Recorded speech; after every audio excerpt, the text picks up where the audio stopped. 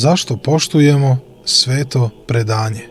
Protojerej Oleg Stenjajev.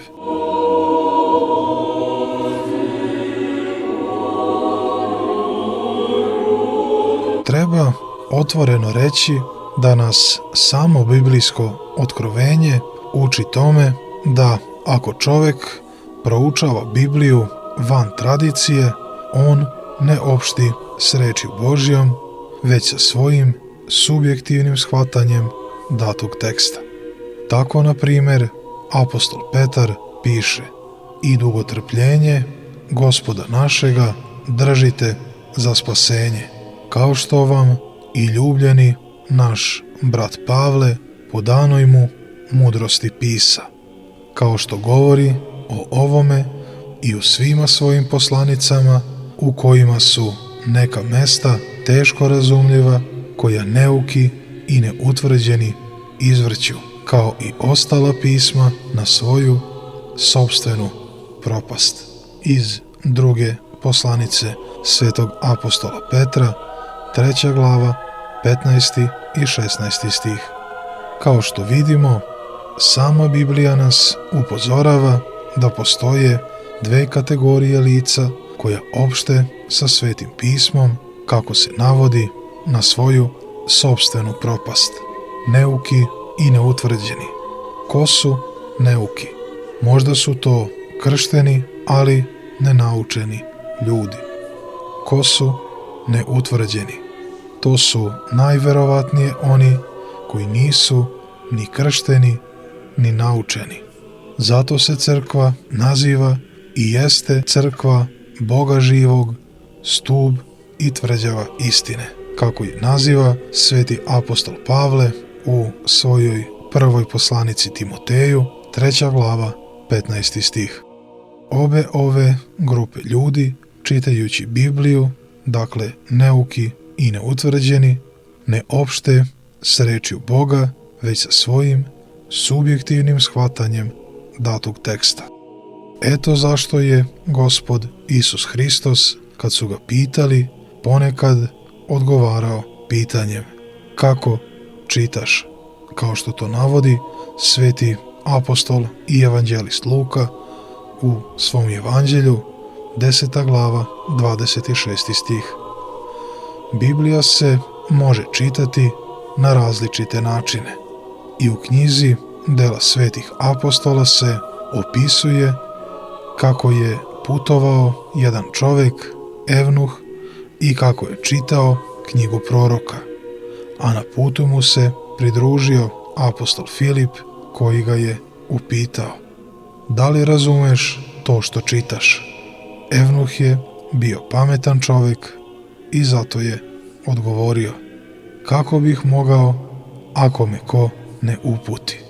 Kao što piše u Delima apostolskim, 8. glava, 31. i 32. stih. Zaista treba da postoji kriterijum koji nam pomaže u shvatanju biblijskog teksta, zato što ako se 10 različitih ljudi da po jedna Biblija, za godinu dana ćemo dobiti 10 shvatanja istog teksta. A kriterijum za poimanje biblijskog otkrovenja je sveto predanje. U prvoj poslanici Korinćanima apostol Pavle piše: hvalim vas pak, braćo, što sve moje pamtite i držite predanje kao što vam dadoh. 11. glava, 2. stih. U drugoj poslanici Solunjanima piše: tako dakle, braćo, stojite čvrsto i držite predanja kojima ste naučeni, bilo našom rečju, bilo poslanicom. 2. glava, 15. stih. Sasvim je očigledno da je sveto predanje primarno, a sveto pismo sekundarno. Svetitelj Jovan Zlatousti u svojoj knjizi Besede na Evanđelje po Mateju piše: zapravo ne bi trebalo da imamo potrebe za pomoći pisma, već bi trebalo da vodimo toliko čist život da umjesto knjiga našim dušama služi blagodat duha i da, kao što su one ispisane mastilom, tako i naša srca budu ispisana duhom. Ali pošto smo odbacili takvu blagodat, iskoristimo barem drugi put. A da je prvi put bio bolji, Bog je pokazao i rečju i delom. Zapravo, s Nojem, Avramom i njegovim potomcima, isto kao s Jovom i Mojsijem, Bog nije razgovarao preko slova, već neposredno, videći da je njihov čist. A kada je ceo jevrejski narod pao u samu dubinu nečastivosti, pojavila su se slova, tablice i pouke preko njih. Ali pošto su posle izvesnog vremena jedni odstupili od istinskog učenja, drugi od čistote života i morala, ponovo se pojavila potreba za pisanim poukama. A razmisli koliko će biti nerazumno ako mi, koji bi trebalo da živimo u takvoj čistoti, da nemamo potrebe ni za pismom, već da umjesto knjiga damo srca duhu. Ako mi, izgubivši takvo dostojanstvo i imajući potrebu za pismom, ne koristimo kako treba čak ni ovaj drugi lek. I zaista vidimo, Avelj zna kako se pravilno prinosi žrtva od prvine stada svog i od njihove pretiline. Prva knjiga Mojsijeva, 4. glava, 4. stih. Iako je potpuno očigledno da nikad nije čitao knjigu Levit, u kojoj su sadržani zakoni o prinošenju žrtava. Noje zna koje su životinje čiste, a koje nisu, kao što piše u prvoj knjizi Mojsijevoj, 7. glava, 8. stih. A ni on nikad nije čitao petoknjižje Mojsijevo. Avram zna šta je desetina kad daje desetinu Melhisedeku, caru Salima, kao što piše u prvoj knjizi Mojsejevoj, 14. glava, 20. stih.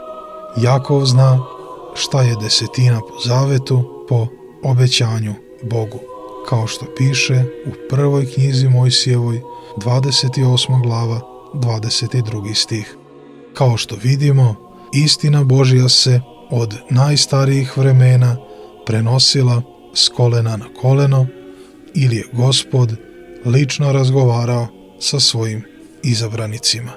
Sveto predanje ne samo da nam pomaže da pravilno shvatimo Sveto pismo, već se autoritet samog pisma gradi na autoritetu predanja. Ko nam je rekao da je Evanđelje po Mateju napisao Matej? Ko nam je rekao da je Evanđelje po Marku napisao Marko?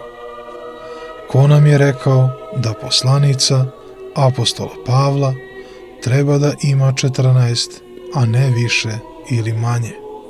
Crkva je na osnovu drevnih predanja utvrdila koje su knjige Starog zaveta i Novog zaveta kanonske, a koje su deuterokanonske ili čak apokrifne i ne zaslužuju da se nađu u biblijskom svodu.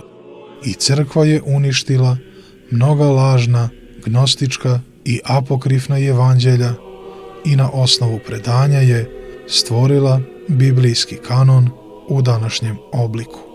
I priznajući biblijski kanon, hotimice ili nehotice, čak i sami protestanti priznaju sveto predanje. A u pismu je rečeno: zar može iz istog izvora teći slatko i gorko?